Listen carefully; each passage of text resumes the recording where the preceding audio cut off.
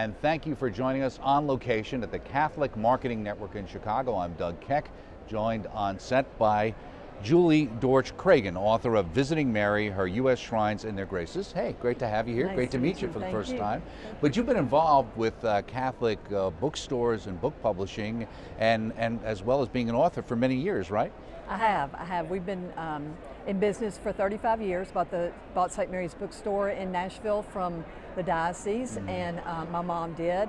And you know, we've been coming to the shows like this for 35 years. So it's been a great.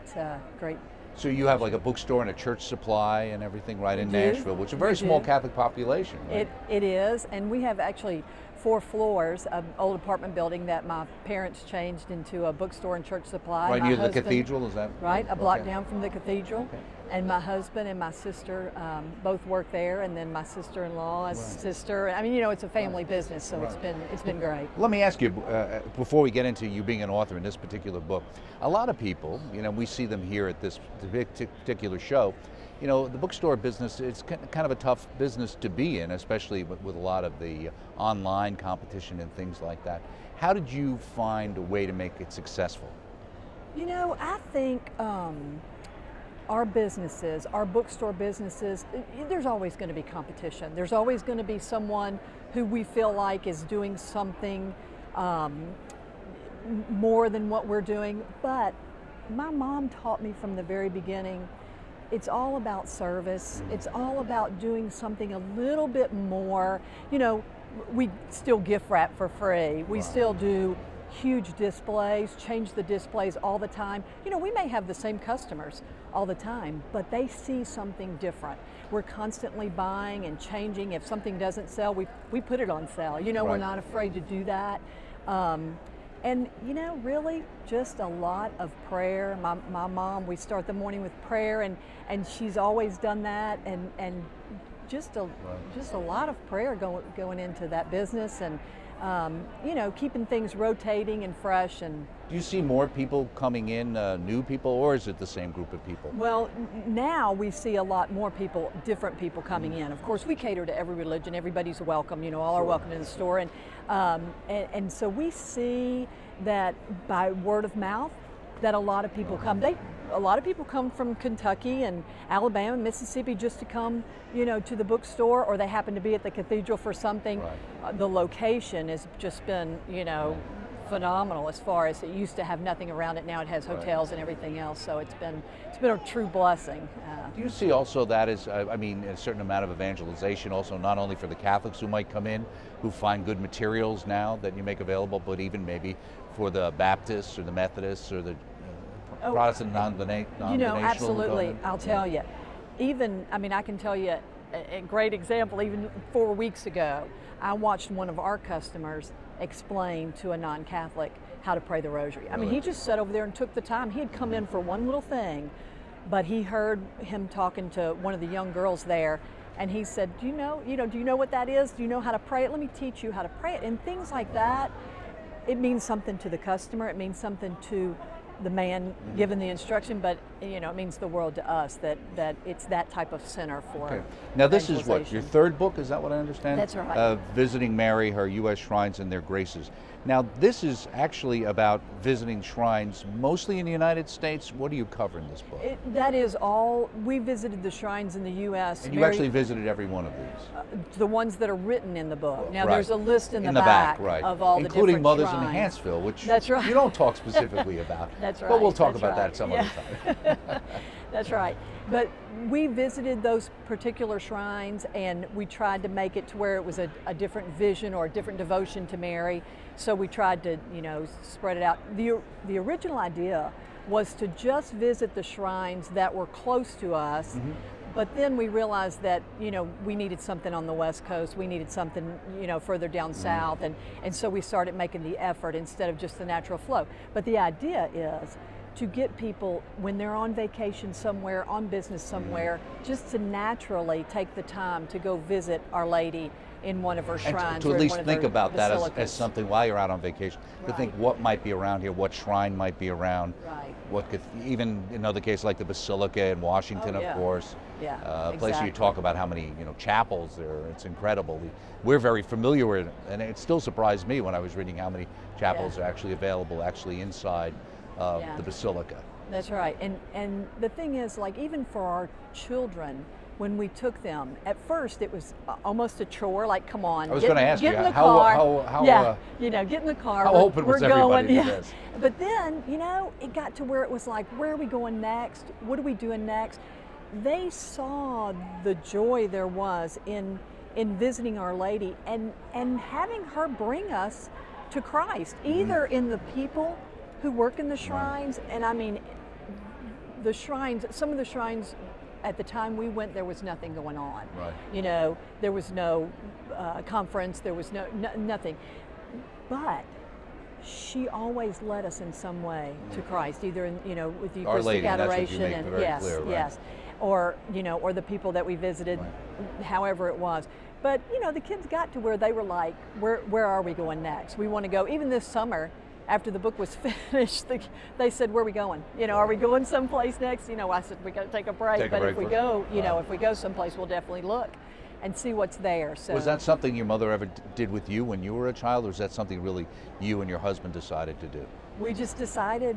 Is to that how do the it. book came about? I mean, you said it there's a book in actually- this, or how did that, Yeah, it actually, the girl in our who works in our office, we constantly have people come to the store who say, hey, I've been over to Lourdes and I had this amazing experience, and they'll tell of the experience, Fatima, Guadalupe, wherever they happen to be.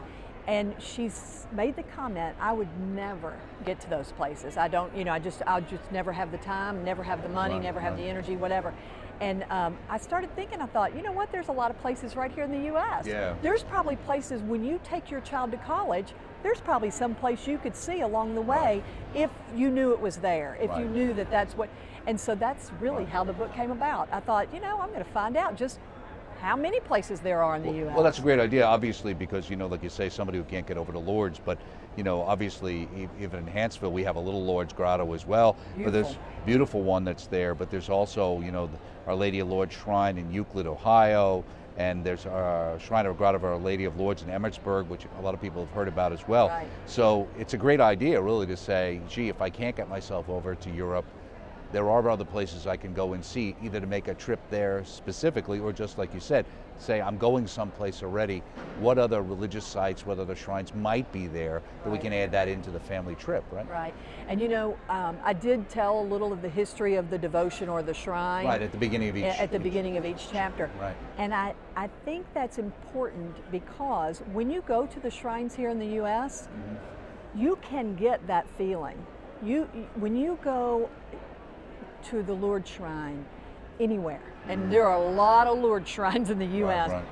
when you're taking that water that's there, when you're praying before Our Lady and speaking to her, you can get that same feeling. You can hear her say to Bernadette, wash in the waters. You can hear it if you know the story beforehand. I mean, it's really a moving experience, I think. Now you say yourself, my family and I have found countless places that have guided us into a deeper relationship with our mother.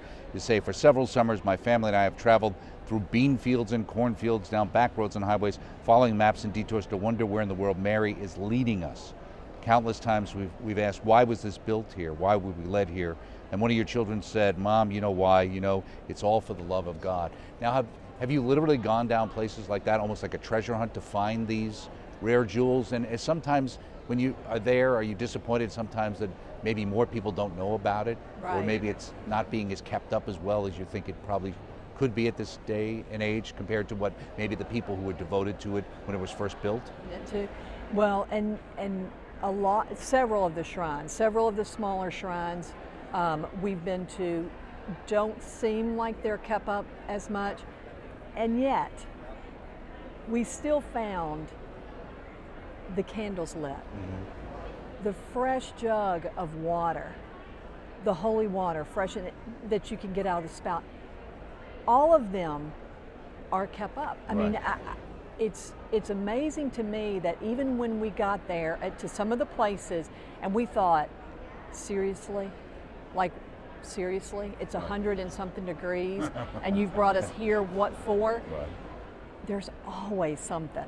There was always something that a reason Right. why she brought us there. A comment from one of my children, a time where, you know, my teenager is sitting, you know, at the foot of Our Lady and just sitting there and sitting there.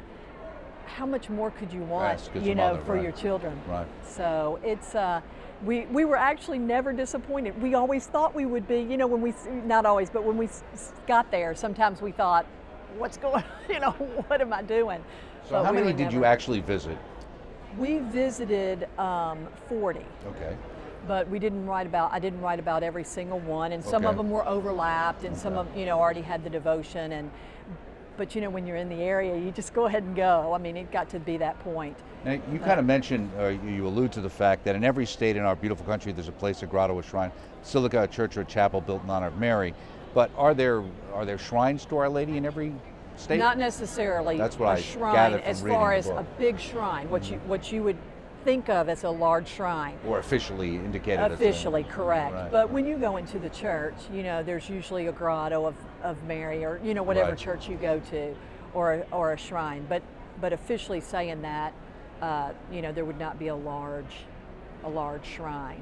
Now, But I'm sorry, go ahead. no, I was going to say every state has. She's Right, she's something there. You got to right? look. That's right. If you're open, you'll find it, right? And I right. notice after each one, you kind of have a prayer and the grace. You know, I kind of understand the prayer, the grace. How do you determine what the grace is based on each one of these visits You know, in the different locations? I sat with Our Lady a lot during this time when I wrote this book, and I really felt like she wanted me to state what it was that I felt in my heart that we received Okay. from these shrines. And to me, they were the graces she was giving us. They were that act of love, that act of concern that she wanted us to be there, and that she wanted to tell others to go and to visit her, to pray a rosary, Wow. you know, to sit with her and have her bring us to her son. Well, one of the ones that's close to home to us, which is not far from Mother's shrine, is the Ave Maria Grotto, obviously in Coleman, Alabama. Now, that's a very, very interesting location, and you know, because of the way it was. Tell us a little bit about what you found there. Well, it's a fun place to go. It's a great place to bring kids because the list that they give of the different things that Brother used to build the shrine, it kind of makes it fun for the kids to look for. You know, like, oh, there he's used the top of a toilet bowl thing, or he's used Right. marbles, or he's And used he used glass, whatever was or available, and then whatever people would send him gave him. things, That's right? right. Send him That's things, right. right. They'd send him all sorts of things. And that made it a fun shrine, but it also is, you know, it was a lot to learn about, because he goes through, he's got places from Rome, and he's got some different places in there besides just the different shrines of Lourdes and Guadalupe and things like that. So it was a learning experience for my children as well. That was one of the first shrines we visited, and that kind of got them hooked that there's something out there. We passed that brown sign to go to that Ave Maria Grotto a million times going to Florida, and finally to stop in, and they go, oh my gosh, why haven't we stopped here Yeah, before? went by it all That's the the time. message we want to give to people. You know, you're passing right by it, just stop in. Now, the neat thing about that shrine is when I got home, I was talking to my mother about it, and I think this part is in the book too. I was talking to my mother about it. the plumbing work, right? And she said, well, you know, I said, gosh, they've got these little replicas of the shrine in the gift store, but you can't buy them anymore. They're just what's left over from what Brother did. And she said, Julie, we have one of those. And I said, what are you talking about? She said, out on the balcony, your grandfather went down and did plumbing work for the brothers, and they gave him that in payment for the work they did. Right, So because he used originally, I guess, in reading the book, which I wasn't aware of, but he actually originally started making little miniature versions, right, to sell in the gift shop, right? That's right. And that's how he really got started. That's right. And that's what your grandfather had as payment for work right. that he had done. That's right. So a beautiful connection, you know, to the past and the present. So. What was the one that had the greatest impact on your family, you think? You know, I can honestly say, in a different way, they all had an impact. Mm-hmm. My kids will still talk about some little incident, something that happened, or you know, something will happen during their day that they'll remember a shrine we were at and say, hey, you know, that's the same thing that we experienced there. Every single shrine had something different, and that's the truth. I'm not just saying that so that people go to different shrines, but every one had a different reason for us to be there. I mean, I really felt that she brought us to those different places, you know, for a different purpose. Well, one of the things I wanted to ask you about, you know, you start off, you've got the forward, you got Don Calloway, who writes, who's a convert and talks about, you know, road trips for Marian in a sense, but it starts off with chapter 1, Our Lady of Grace, and it goes, and I was trying to figure out, are they grouped together based upon the particular location? Are they grouped together based on the particular, you know, these are all the Lord's grottos, these are all, how are they actually structured in the book, and why did you start off with the one that's a Shrine of Christ's Passion in St. John, Indiana? Well, that was that's the first one that my husband and I went to of any shrine. And really, I felt like that is, you know, the shrine about Christ. It's not necessarily a Marian shrine.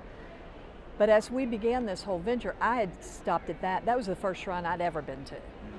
And we had stopped at that shrine because 2 of the couples from that shrine had been in our store, and we had talked about their gift shop. So we were helping each other with our shops. So you actually were going to see what they were doing as far as their gift shop? We were going to see that. They kept inviting us up. Okay. Now, when we got there, it was May, and Our Lady, the huge statue of Our Lady of Grace, was right out front, and she had been, you know, crowned with the flowers during the May procession. And you know, that just spoke to me. It was Our Lady of Grace. It was the first shrine I had ever done. The book was all about Mary's graces, and so that's the first one I started with.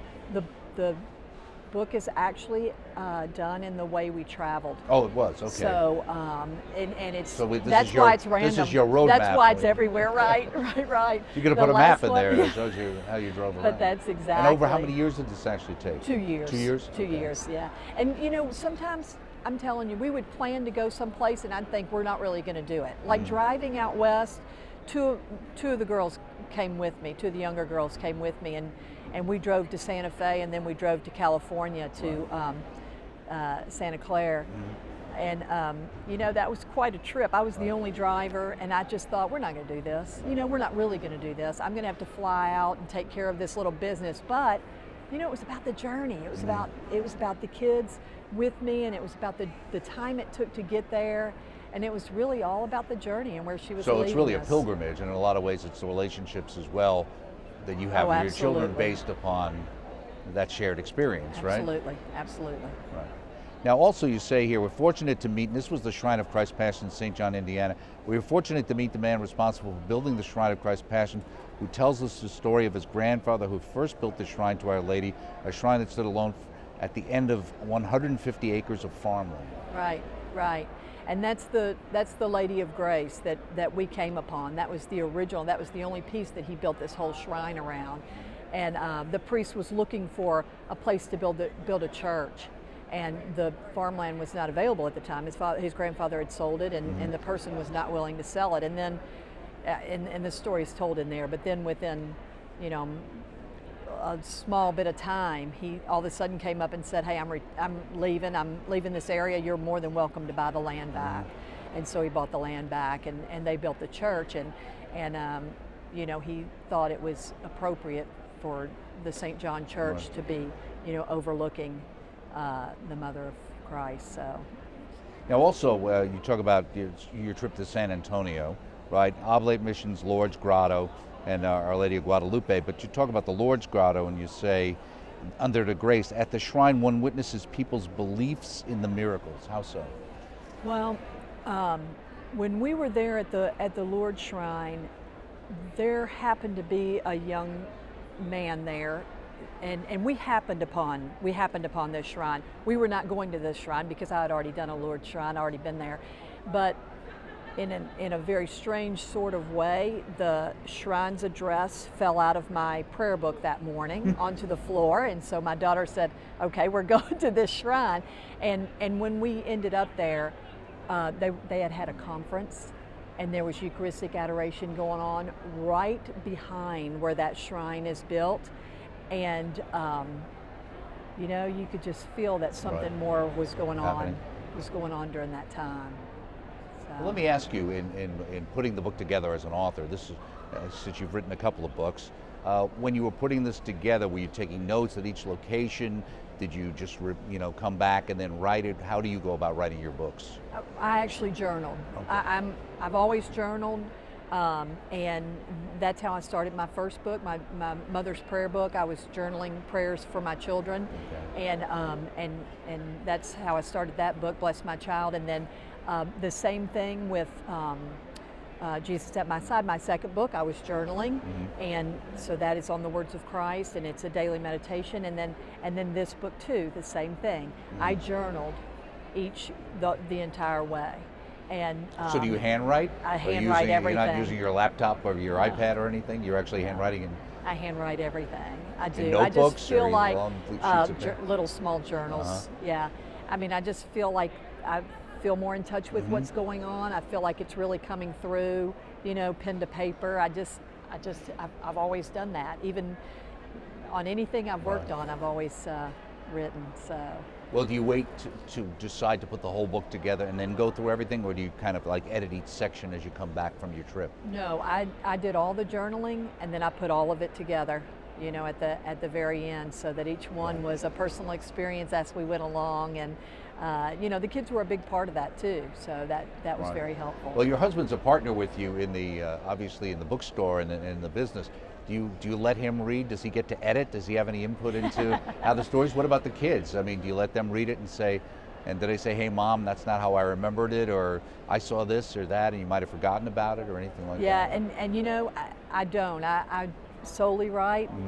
They're all my own personal experiences, and yeah, my husband doesn't. I don't think he wants to, but he's backs me in all, you know what I mean. I mean, obviously, he was with me on several of the trips, and actually the very last shrine, Our Lady of La Salette, it was our anniversary, and we flew up and had an amazing experience at that shrine together. So, and he was the first with me on the first why shrine. Why La Salette? I mean, the first and the last. Because La Salette was like a one-day kind of thing that occurred.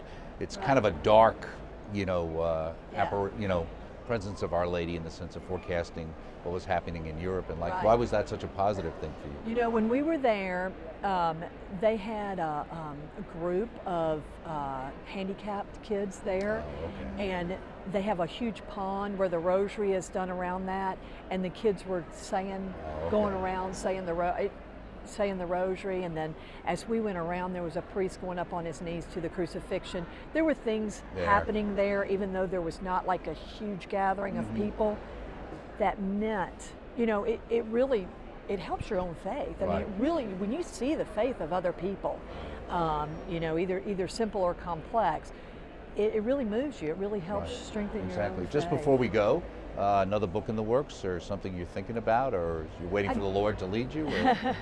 I do have another book I'm working on the sacramentals given to us by the church. So it's good, and it's a personal. There again, another personal experience type book. So it's good. It's good for me. Okay, as well, and for the rest of us. Thank you so much. Thank Julie. you. Thank you. Speaking here with Julie Cragon about her book, Visiting Mary, Her U.S. Shrines and Their Graces.